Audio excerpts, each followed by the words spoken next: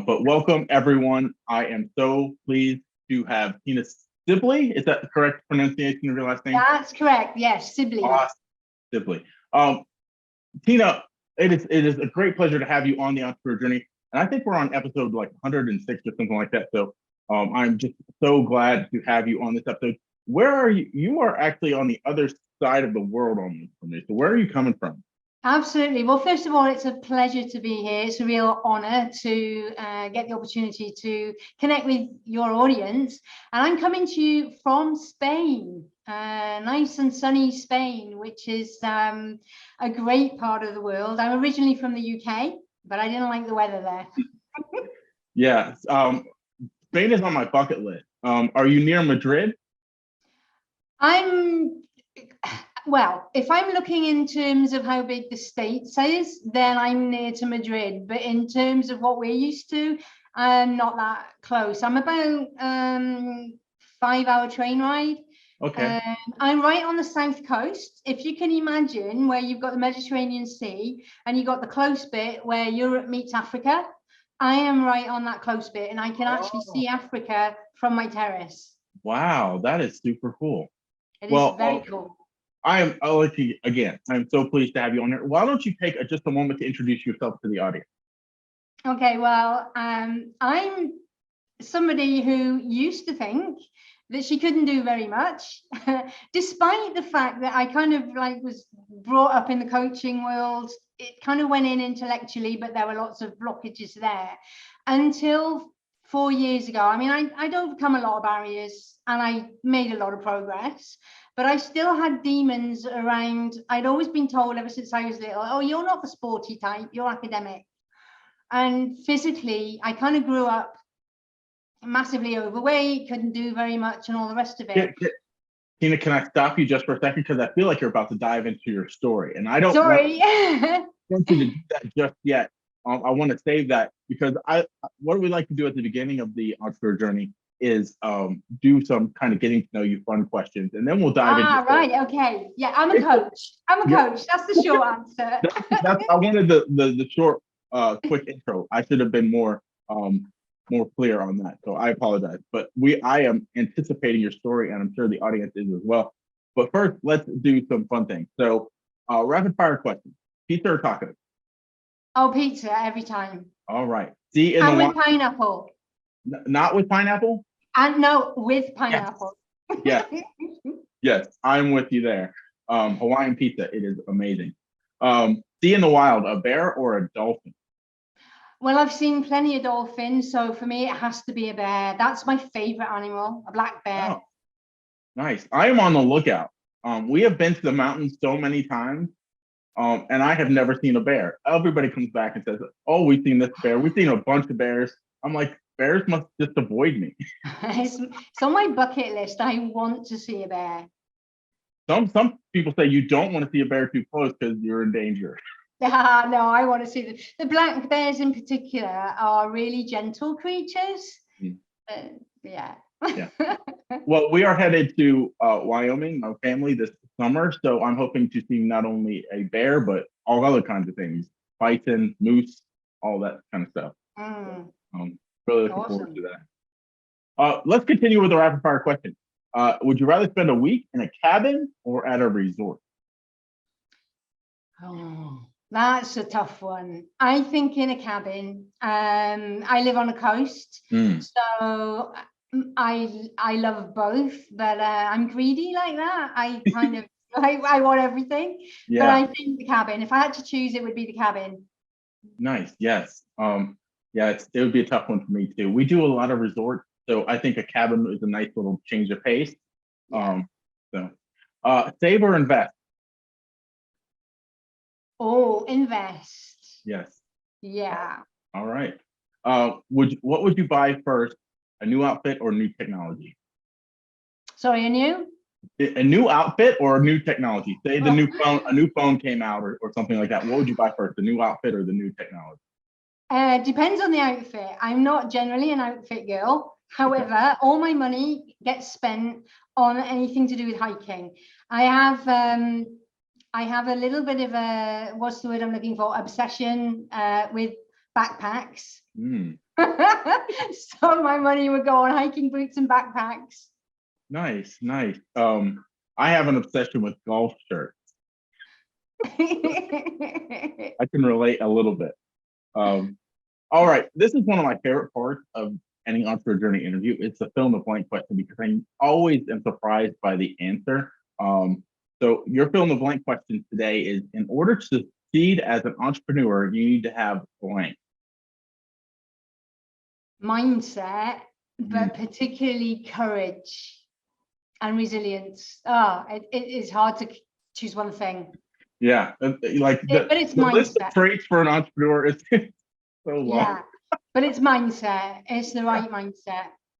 Yeah, I think mindset encompasses a lot of that, right? It does. It's the courage, the fortitude, all of that good stuff. Now let's dive into your story. I want to know. I know there's mountains in the story. It's going to be amazing. But start with kind of where you were before you were an entrepreneur, how you got into entrepreneurship, and then kind of take us on that journey to where you are now. Well, I kind of, like I mentioned before, I'd been dragged up believing that I was academic, and I was like pushed very much into kind of like a safe corporate career. And even then, that was me rebelling a little bit. I think my parents and my teachers all wanted me to go to university, but I didn't want to go.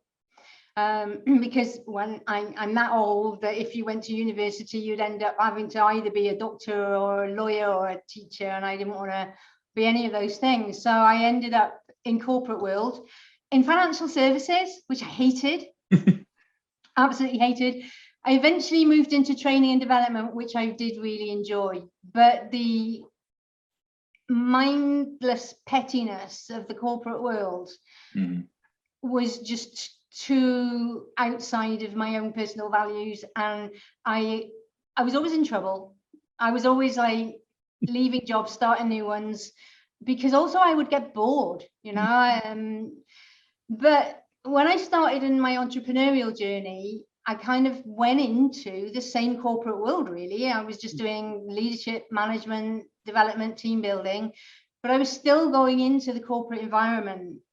And I was getting unhappier and unhappier because I didn't, even though I was trained by then as a coach, I didn't recognize that I was out of alignment with who I really was, because I'd been programmed into thinking who I was, which was not really the truth. and then things went a bit pear-shaped. Let's say, cut a very long story short, my ex-husband ran off with somebody else. I discovered lots of debt that had been built up in my name by him. Responsibility, do not abdicate the responsibility for finances. And I had to go bankrupt. And that was a big pivotal moment for me in starting afresh as an entrepreneur. It was a scary time, but I decided that I wanted to go into the niche of public speaking and teaching people presentation skills.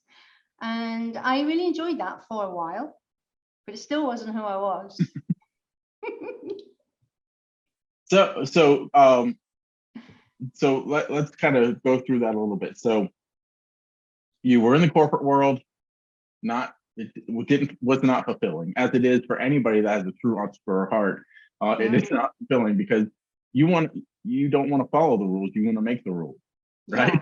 Yeah, absolutely. And some of the rules were just so stupid and petty and just all about control, and I didn't do that very well. I think there are good corporate environments. It all depends on the environment that you're in. The ones that are not micromanaged and maybe let people flourish a little bit more. Yes. I think those are the best type. I know several companies that are awesome companies to work for because they're not micromanaged. And it's amazing the success that they have when they let people flourish. So not to knock all corporate jobs, right? But no, just my experience of them. It's just hard to be, as an entrepreneur, it's just hard to, I mean, even if you don't start as an entrepreneur and then go corporate, if you just have that desire to be an entrepreneur, it's hard to be in a setting like that. So Yeah, absolutely. I like the term, not to go off on the tangent, but I like the term entrepreneur, right? When the people let you kind of be your own little business within the business, right? Yeah, That kind of environment is really, I really, like that idea. yeah. Yes, absolutely. They empower you to make decisions that will Mm. help grow the business, right?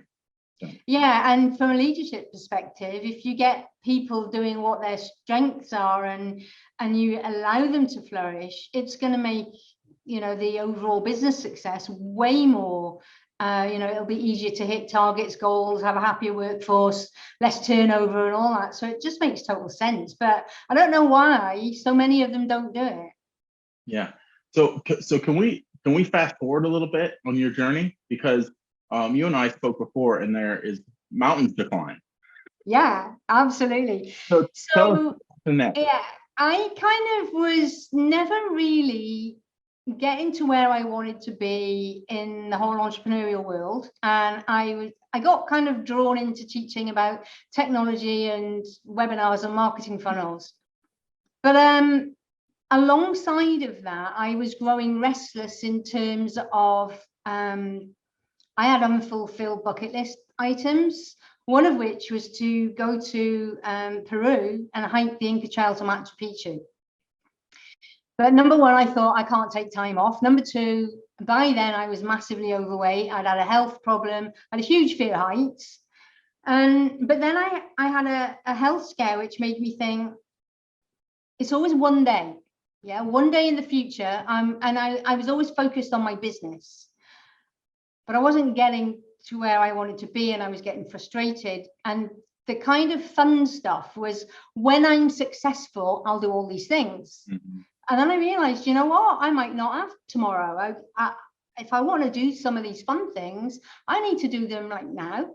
Mm-hmm. So I finally did the Inca Trail, and I had to lose all that weight, get fit. I was never a hiker. I couldn't even walk up the hill, let alone through the Andes Mountains. But when I did it, and I was sat up on the trail on my own, I got the opportunity to sit on my own just above the trail, and all I could see was mountains.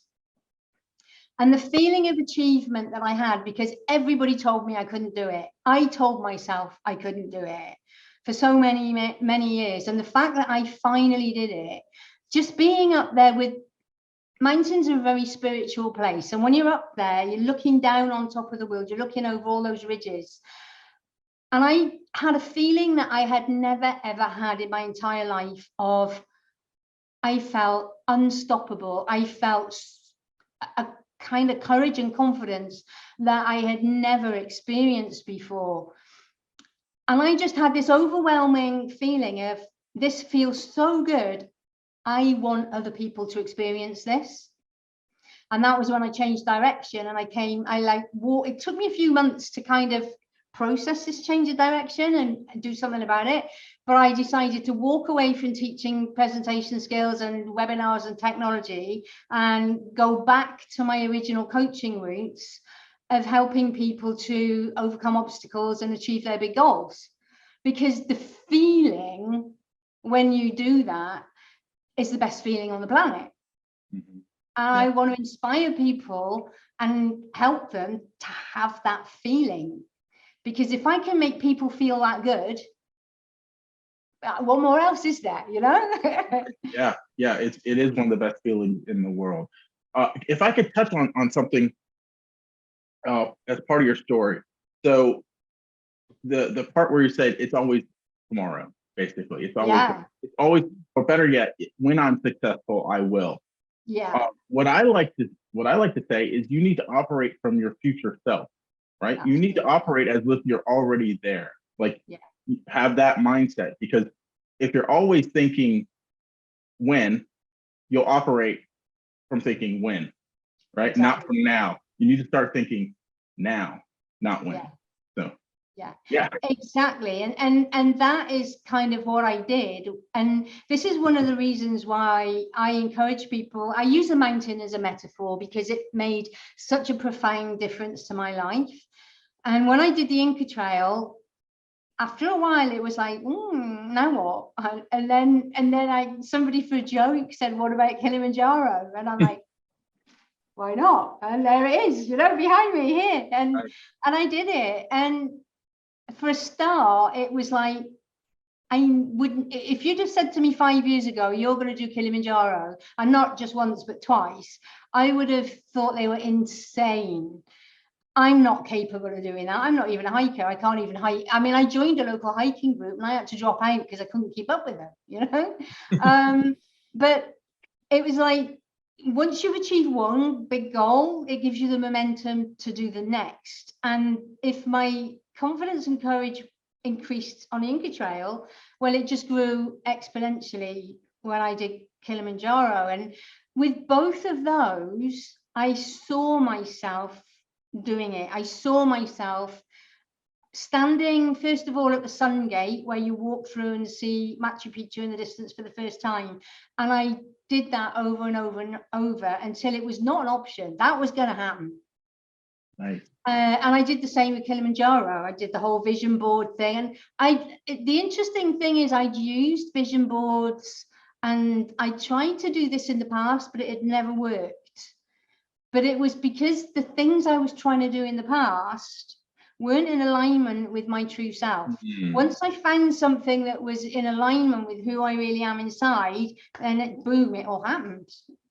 Yeah, I love that. I love that you mentioned alignment, because I think a lot of people, I think this is key. So anybody listening to this now or on the recording, what she just said is key, because a lot of you are probably creating vision boards and you're like, why can't I hit these things that I want? Because you're not truly aligned. You have to think, get back to, are these really in alignment with the things that you want, right? Or are these just shiny objects, right? Are you just putting shiny objects up there, or is this something that truly in your heart you desire, right? Thank you. That was so insightful. So I kind of want to dive in, unless there's more to your story, we could always go further there, but I kind of want to dive into your expertise a little bit, and we're going to talk about how to move on and how to conquer your mountains and all those good things. So if you don't mind, could you tell us the secret? Because I think you alluded to it a little bit there, of maybe you're just feeling tapped out, right? And you're not wanting to move forward. What's the secret to getting past that, to getting past feeling tapped out?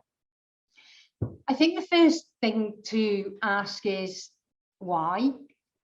And for me, I got that feeling when I was doing the whole webinars and marketing funnels. I felt like giving up. And actually, that was the right thing for me to do, because it wasn't in alignment. But once I know I'm on the right path, it doesn't matter how hard it gets. I get the feeling inside, I want to do this. And it's about keeping that end goal in mind. So like, if well, in both, really and metaphorically, like the summit of Kilimanjaro, for example. But it's not focusing on how far you've got to go to get there, but just taking the very next steps. And it's really funny, because one of the things that they do with Kilimanjaro is you strike out from base camp to the summit at nighttime. And afterwards, I just said, thank God, because if I'd seen that route, I probably would have been so intimidated. I would have probably said, yeah, base camp's enough. I'm happy with base camp, especially as the first time I did it, I was sick. So there would be no shame in like turning around. But it was really funny, because I knew that in my heart, I really wanted to get there. And I knew that if I just gritted my teeth and kept going, if I can do 5 steps, I can do 50. If I can do 50, or if I can do 5 minutes, I can do, 50. And I mean, from base camp to the summit, the first time I did it, took me 11 hours. When I thought about, oh God, I don't think I can do this for another 11 hours or 7 hours or whatever it was I had left, I would wobble. But when I just thought, just 5 minutes, just 5 more minutes, just this little bit in front of me, and then have a rest. And that's what I would do. I kind of had a system: go so far, have a rest, get my strength, go so far, have a rest, get my strength, go. So, and it's the same in life and business. You know, you can't go flat out all the time. You have to stop and rest. But it's about just like, oh, if I really where I want to be is like up here, and it's just like, don't even think about that on the prize, as it were, but just like, what's my next task? What am I going to do today? And that was one of the lessons that we learned from the guides as well. We, on day one, we were asking about day 5, because there's a big scary section on day 5 called the Branco, which is a cliff. And there's a few people who had like a little bit of issue with height, so we were a bit scared. And the guy just refused point blank to talk about it. That's day 5. We don't deal with day 5. We're facing day 1. And tomorrow we'll be doing day 2. No, day 5, and we don't worry about day 5. And it's just like, okay. Wow, there's so many good things in there.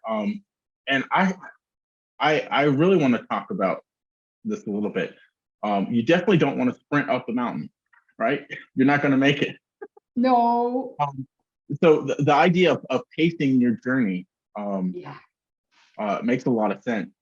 So there's a lot of debate too, and this could be a very long conversation with numerous people about the balanced versus an unbalanced life as an entrepreneur. There's a lot of people that say you can have a balanced life and still reach your goals, but you're not going to, and you'll get there, you know, you'll get there. And then there's other people that say you have to have seasons of unbalance, of times when you are grinding, right, in order to hit the goals that you want to hit in the time frame that you might want to hit them. So I would love if anybody's watching this on video and has a comment about that, let's leave a comment and open up the debate down there, because there's passion on both sides of that, right? So but I like the idea of pacing, because that's where burnout happens. I think it also depends on personality too. Like some people just can't go that fast, right? Or they will burn out. Yeah.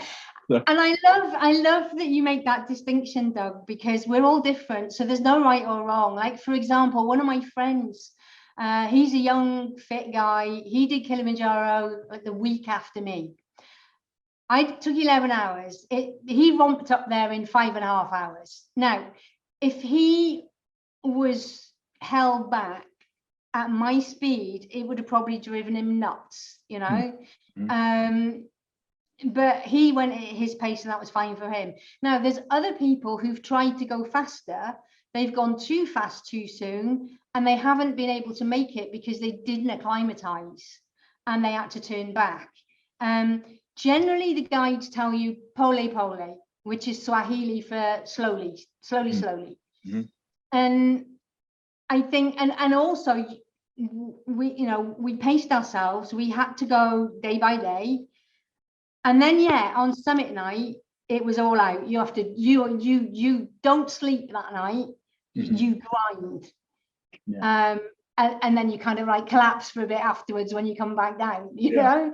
But you couldn't do that all the time. Otherwise, like you say, you would burn out. And I think the big thing that we have to do is know ourselves, listen to our body, and go with the ebb and flow. Because again, like, we are beings of nature, and there'll be times when our energy is naturally higher, and there'll be times when our energy is naturally lower.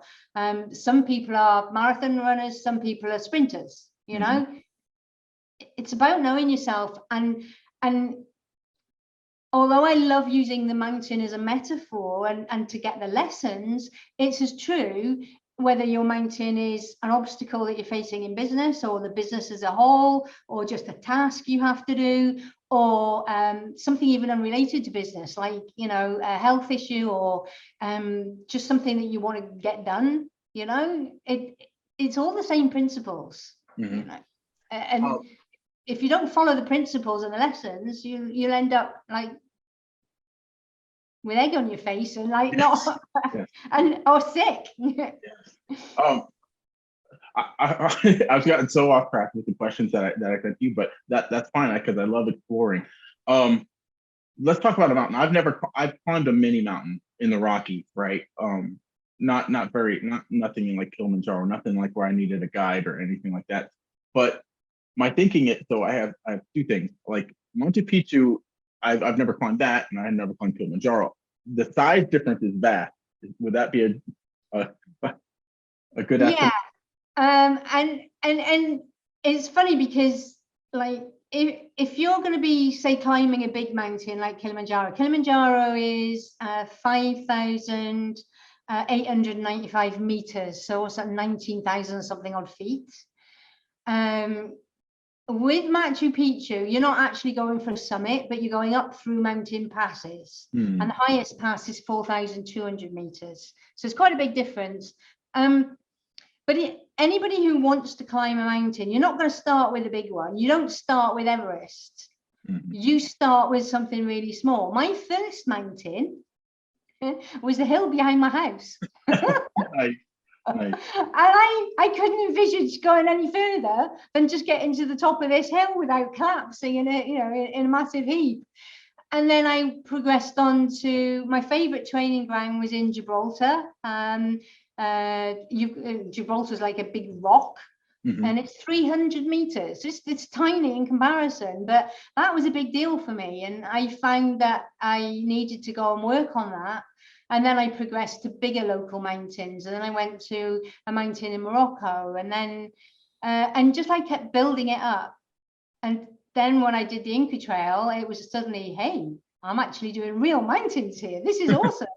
And I did Rainbow Mountain, and I did a volcano in Ecuador, and I'm like, it opened up my world. And it's the same with business. You can't like go from here to Everest in one fell swoop. It's like, what's my first thing? Like for me now, because I'm completely starting again with the new direction, I let all my, my big Facebook group and my list and everything go. I'm starting again with a brand new Facebook group, brand new email marketing. Those are my little mini mountains. And my first one is going to get to 50 on my list, I can't even think of 10,000 on my list at this point. I'll be happy when I get 50. Yeah, you bring up so many good things there, like Everest or even Kilimanjaro. Yes, you can have that goal. Let's symbolize this as a business goal. Kilimanjaro is your ultimate business goal, right? You can have that, but you gotta climb a smaller mountain first, right? Yeah. You've got to hit a different peak first, because if you're aiming at Kilimanjaro and you don't know what it's like to climb that first mountain, right? You're not ready. Yeah, and also it's demoralizing because it took me a long time to get to the point where I could climb Kilimanjaro. And even when I started training for the Inca Trail, it seemed so far ahead. If I hadn't have broken it down into those little mini milestones, and if I hadn't made like Gibraltar my first goal, well, the hill behind my house was the first goal. Then it was getting up to Gibraltar, and then it was we're lucky where I live. We got loads of different like mountains with trails, and I just picked them off one by one until my confidence grew. And it's the same, I think, with business. It's about, all right, my ultimate business goal might be the equivalent of Kilimanjaro, but what's my first stage that's going to work me towards that goal, but I can measure it in a completely separate and kind of contained way so that I can see that I'm making progress. Yes. I don't mean to do a plug here, but I'm going to do a plug just because it makes you think about it. So we just created our Entrepreneur Journey Planner and Journal, and that's what it does. It reverse engineers your goals where you're thinking about the smaller goal first, but you have that large goal, your end of your year goal, but you're breaking it down into your monthly goals, and you're doing the necessary steps that get you up each mountain, right? Yeah, absolutely. So you're on track and you're in alignment all the time. But you're getting those wins. If you only think about Kilimanjaro and you don't think of those other little mountains on the way there, it's unfulfilling, it's overwhelming. And that's when you start thinking, well, I'm never going to get there, I might as well give up. Yeah, it's funny. I have not looked at the questions again. I've had so many follow-up questions for everything that you've asked. I may ask a question that we may have already covered, but I'm going to go back to the questions. So the next question on the list was, how did you come to start climbing mountains later in life? I don't know if we can explore that a little bit more than you already have. Yeah, it was, and it's funny because one of the reasons that I started thinking about what do I want to do now is I actually had a goal that was on my vision board and that I was working towards for about 6 years, and that was to leave the UK, and I wanted to live in a lovely apartment looking over the ocean in the south of Spain. And I did that, and I moved into my new apartment on the 1st of December in 2018. And really oddly, over Christmas and New Year, I had all the excitement of, unpacking your stuff and everything. And then over Christmas and New Year, I started to feel very strangely restless and almost bordering on like depression. And I'm like, what's the matter with me? I've now finally got everything that I ever dreamed of. And I realized I don't have a direction anymore. And I was like floating around and lost. And then I decided, I'd had that health scare, and it was like, well, what other fun stuff do I want to do? Because let's face it, we're in business to have a good life, to have fun. We're not in it just to make money for money's sake. We might want to earn money, but that's because we can spend it on doing fun stuff. So I thought, right, a fun thing I always wanted to do was this Inca Trail. But I kept putting it off, tomorrow, when I'm successful and all the rest of it. And I was like 58 years old before I decided I was going to do this. And I'd never done any, my one attempt at hiking, I had to drop out because I couldn't keep up with them. And I could have got the train to Machu Picchu, but I knew that if I caught the train and I didn't, and I was obsessed with the Incas and anything South American, like the Incas, the Mayans, the Aztecs. And I'd always wanted to do the Inca Trail because it was built by the Incas and it was spiritual and all this. And if I hadn't have done it, I knew that when I'm like 90 and I'm sat on my porch in my rocking chair, that I would always regret not doing it. And that was why, even though it was like really late in life, and by then everybody told me, oh, don't be daft, you can't do that. I'm like, well, I'm going to do it. I want to, so there. Yeah, let's talk about mindset a little bit. It's funny that non-entrepreneur types and even some entrepreneurs would think climbing a mountain, that's not fun. Grueling and challenging, right? But those kind of grueling and challenging is often fun for entrepreneurs, right? Yeah. And you know what's really weird? When I think about, like, especially Kilimanjaro, when people say, I said that's the best experience of my life ever, period. And when they say, what was it about that was so amazing? I'm like, well, first of all, the kind of, amazing place being on top of the roof of Africa. But the thing that pops into my brain is how hard it was. And I'm like, well, that's weird. But the fact that I did it, despite how hard it was, is just like, and when I picture myself there, I can picture myself trudging, on summit night in the dark, completely exhausted. And I'm going, yeah, but it was brilliant. And even at the time, it was brilliant. Even though I was like exhausted, the first time I was sick and I was struggling, it was just still something. I think it was because I wanted to prove to myself what I was actually really capable of. And when I did, that was like, wow, Yeah. So it sounds like to me, like having done what you've done, you can show others how to do the same thing. Because a lot of entrepreneurs they don't like to admit it, but they hit fear, right? So you help them conquer those fears and climb those mountains. Because who knows what the base of the fear is? Maybe it's like you. I've never been a hiker before. It's not my wheelhouse. It's not something I've done before. Okay, it doesn't matter. You can still do it, right? Yeah, absolutely. And oddly, once I started doing it, I fell in love with it, and I went, this is it. This is what I want to do. And although I do a lot of my work with people over Zoom, one of the things that I really want to do is take people out into nature and work with them in nature, because I found that a lot of these exercises that we do, say on alignment and values and figuring out who you are, if you do those exercises while you're out in nature, and that doesn't have to be up a mountain, you know, it can be on the beach or in a forest or even in the park, there's something more powerful about taking people out of their normal environment and putting them into nature to do this work. So even when I work with people over Zoom, I say, like, take whatever it is that helps you, whether it's your journal or your phone or your iPad or whatever, go and sit under a tree. If you live in the middle of a city somewhere, find a park, sit under a tree, do this work connected with nature and out of your usual environment. And they always report that they have better results doing that. Yeah. Breaking the, I think it opens your mind up, right? Yeah. Because when you're surrounded by familiarity, it really, that's what sticks in your mind, what's familiar. When you get out to something that's different, your mind starts to think differently. Yes. Yeah. Creativity just opens. Yeah. And I don't know, it's like once I started doing this, I just felt different. I mean, I've been coaching for, without giving away my age, about 25 to 30 years.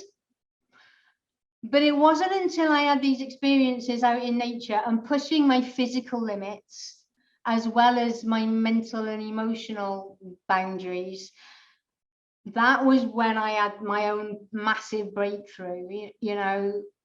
And I realized that up until that point, even within the coaching world, I was still being pre-programmed. Mm-hmm. I was all being told what my goals should be. Mm-hmm. And I at one point I thought I wanted to be like the next female Tony Robbins, you know. Mm-hmm. No, I don't. And actually it was funny because I thought I wanted to be a speaker, and the reason for that is because I knew I wanted to make a difference. And I was inspired by some of these great speakers, but it wasn't me, because at the time I got involved with Toastmasters and the Professional Speakers Association, and a lot of people who were really successful, you know, it's all about like the power suits and the image, and you know, you talk in this sort of power speaker way, and it wasn't me. And I'm like, no. Ironically now, I do want to get back on the stage, but I'm probably going to turn up in my hiking gear and my hair in pigtails. Well, maybe not my hair in pigtails, but I'm going to show up as me and not this version of what I think a successful speaker is supposed to look like. And that's the difference. Yeah, I love that you said that, because I think showing up authentically is powerful. People have been exposed to these speakers that seem larger than life. A lot of times they want someone that they can relate to more, right? Yeah. Like, yeah. If a lot of entrepreneurs, especially if they're starting out, if they look at someone like Tony Robbins, that's the Kilimanjaro, right? They're like, yeah, I would say Everest even, you know, it's kind of like, yeah. So it's better to think, you know, this person, I can relate with this person. They just come across authentically. Yeah, and the other thing is, it's all about choice. You know, people have joked with me since I came back from Kilimanjaro, oh, what's next then, Everest? And I'm like, no, I have no desire to take on Everest. Not one day I may, out of curiosity, go to base camp, but base camp is actually lower than Kilimanjaro. But in terms of going any higher, I'm like, no, that involves technical climbing. I don't want to do technical climbing, you know. And also, I was on the borderline. Both times when I did Kilimanjaro, I got sick. That's kind of my threshold for the effect that the altitude has on me. And I know that if I went much higher than that, I would probably get really sick. And I'm like, yeah, there's a challenge, and then there's being like dumb. yeah. And for a lot of people, whether it's like in, you know, real terms or even in just metaphorical terms of their business, you might not want to do, you know, Kilimanjaro. It's nothing more annoying than seeing all of these things like, you have to earn this much as a coach or you're not successful. Rubbish. Right. It's up to you. You choose what you want to earn. You choose how many clients you want to have. And there's nobody who should be saying what that number should be. Yep. And stop comparing yourself to those people. Yeah. I am in so agreement with that. Success is, and it's not just a monetary thing. Like No. if go back to the balance, right? Like someone could have a lot of money, but the rest of their life would not be successful, right? Maybe Yeah. they have a poor marriage, maybe they have poor health. I'd rather be all around successful and not have as much money as that person that seems like Absolutely. Because what's it for in the end of the day? I mean, like, I'm a big fan of fun and adventure. Mhm. And my level of success is how much fun I'm having. Mhm. And generally, how much fun I'm having is to a certain degree dependent on how much adventure I got in my life. And like, even when I look back when I was like 7 years old, I used to read adventure books and I used to want to go on these like little adventure kind of things. And I was told, oh, you can't do that. You're a girl. Girls don't do that. I'm that old that this is what we were brought up with back then, you know? And that longing for adventure has stayed with me all the way through. And I'm like, if I could have a do-over, I would want to go back and have way more adventure and not have left that so late. Maybe So, been more of like a Laura Croft in Tomb Raider. yeah, absolutely. Yeah. I think that would be a better role model for me than Tony Robbins, most certainly. Nice, nice. So another question is, and this is going to go back to business and relating to mountains. Why is it important to name your mountain? Because generally we might have an idea of our goal, but if it isn't really specific, it's not going to happen. So, for example, every single new year, myself, along with millions of others, would say, oh, this year I'm going to be fitter, I'm going to get healthy, I'm going to get fit, I'm going to lose weight, and all the rest of it. And kind of by the end of January, that's all gone out the window. It wasn't until I said, I'm going to do the Inca Trail, and I hit the little button which said book now, because I had to choose at that point whether I was going to do the train or the trail. All of a sudden, I had meaning that kept me on the journey to losing the weight and getting my health and fitness back. And I realized then after that was over, I was starting to slide back into some of my old ways. So then it was like, all right, then well, let's keep focused here. Let's do Kilimanjaro. And then I had another reason. And this time I got even fitter and healthier. And I realized, oh, it's a bigger mountain. So I actually hired a personal trainer to work with me. And that made all the difference. So instead of saying, I want to be successful in business, or I want to, I don't know, build a business that does X, Y, Z. It's be really specific. By this month, I'm going to do that. And I'm going to do everything that I need to make that actually happen. And then by breaking it down, like, you know, like with your journey planner, it's reverse engineering it. I knew that if I wanted to get to the Inca Trail in August, I was going to have to get to this point by July, this point by like May, this point by February, because August seemed like I had loads of time. Mm-hmm. But when I started realizing, yeah, I need to get on with this, you know.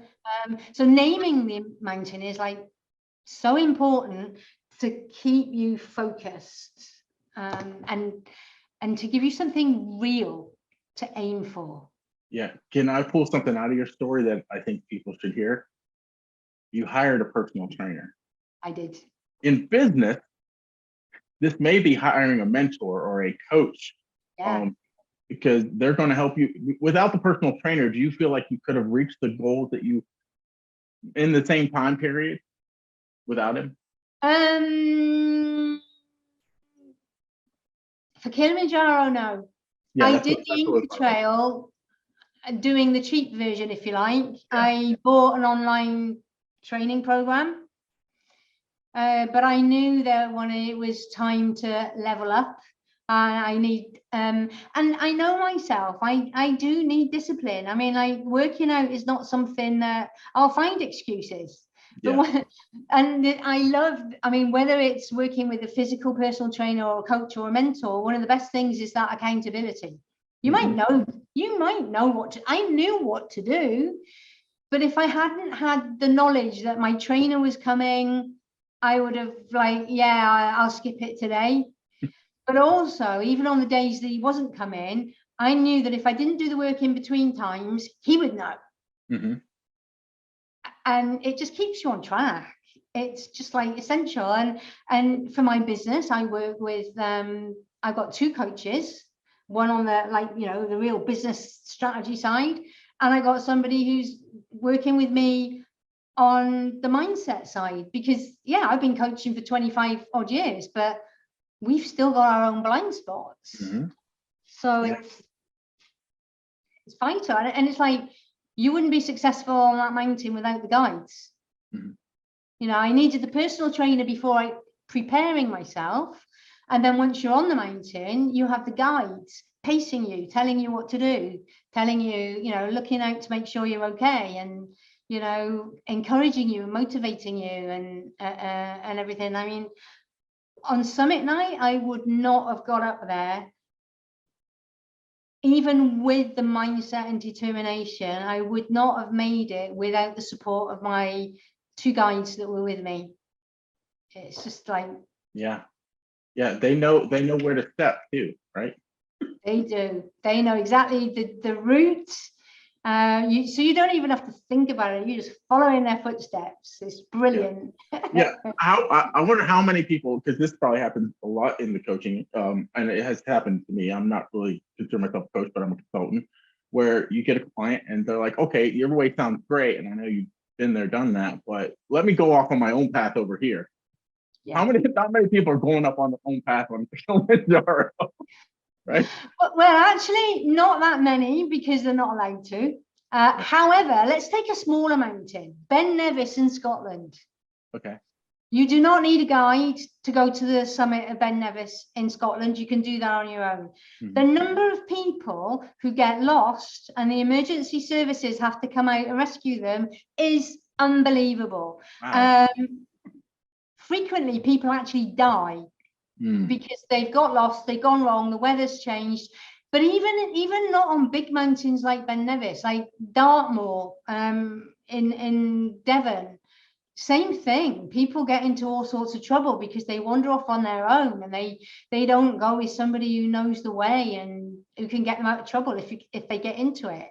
Yeah, a lot of times they go in without even having a plan, Yeah, right? yeah. You need the map. Yep. Yep. Somebody who knows how to read the map. Yes. Yes. Oh, wow. Awesome. So many great analogies. Yeah, that's why I chose it in the end, because there's so many lessons and analogies and metaphors. It's brilliant, you know, and it's just like, wow. And it's funny because 5 years ago I would never have dreamed that that would be my theme, and I would be doing it for real as well. Who knew? Wow. Well, well, I actually have two questions, but one more on this segment. What do you wish you'd known years ago along your journey? I wish that I had known to ignore all those negative voices. All those voices when I was like a child. You can't do that, you're a girl. You can't do that, you're an academic, you're not sporty, you're blah, blah, blah. I wish I'd ignored them. I wish I'd known to forge my own path. And like, it's like we were taught, oh, your elders know better, you know? Actually, no, they didn't. And then of course I grew up with that programming, so I would say it to myself: you can't do this, you're not capable, you're blah blah. And I really wish I'd known to really just tell those negative voices go where to go and take a hike, literally. Yeah. Yeah. Yeah. I can relate a little bit to that. Thank you so much, Tina. That has been an awesome Oh, interview. absolute pleasure. Um, so my last question is, I ask this of every guest: what parting words of wisdom? Well, first, before we get there, I sometimes get sidetracked and I get ahead of myself. But first, before we get there, where could people find out more about you, and what do you have that people should check out? Okay, so I have an ebook on how to name and then conquer your mountain. And that's my website is tinasibley.com/name your mountain. Or an easier one to remember is nameyourmountain.com, and that sends you to my Facebook group. Nice. Because right now I want to build a community of people who can all inspire each other, because we've all got our strengths. It's not like me preaching down to everybody. It's like all of us sharing our insights and journey and wisdom. So the Facebook community is a great place to start, and download my ebook. Well, you are just like me with your thoughts about community. That is a big thing for me. I don't. People are probably tired of hearing this from me, but relationships are a big thing to me. Relationships are a cornerstone of building a business. Unless you're Apple or Coca-Cola or something like that, establishing and growing, nurturing relationships is huge, and that is done through community. So check out Name Your Mountain Community. What's the community on Facebook called? It's just Name Your Mountain. So Okay, it's it's facebook.com/groups Name Your Mountain, or because I did a nice little redirect, nameyourmountain.com takes you to join my Facebook group. I like that URL. We're going to put that URL in the show notes, as well as a link to the ebook, unless that's in the same place. But we'll provide all the links below in the show notes, or if it's on video, it'll be in the comments or in the description, probably in the description, but if it's on Facebook, it might be in the comments. But definitely check out everything that Tina has there and join her community. She's going to help you. She's climbing Kilimanjaro, people. She's going to help you conquer your mountain. That's probably not even, like, when you compare it business-wise to Kilimanjaro, it's not that big of a deal. So thank you again, Tina. Thank you for having me. It's been a pleasure. I ask every guest, because this is where some gold nuggets usually really come out. No pressure. Any parting words of wisdom for our entrepreneurs?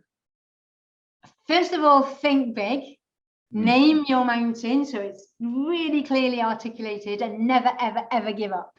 Don't let anybody pull you off track. Yeah, so much. We could go on and on about this, but so much of success is just from not giving up, right? Because it's the whole picture where you've got two people with an axe or chopping through the underground, right? And there's gold on the other side. One person's walking away, the other person's just about to break through. Yeah. So yeah. And that takes me to what I always say at the end of all of these entrepreneur journeys is keep moving forward. Thanks again. Thank you.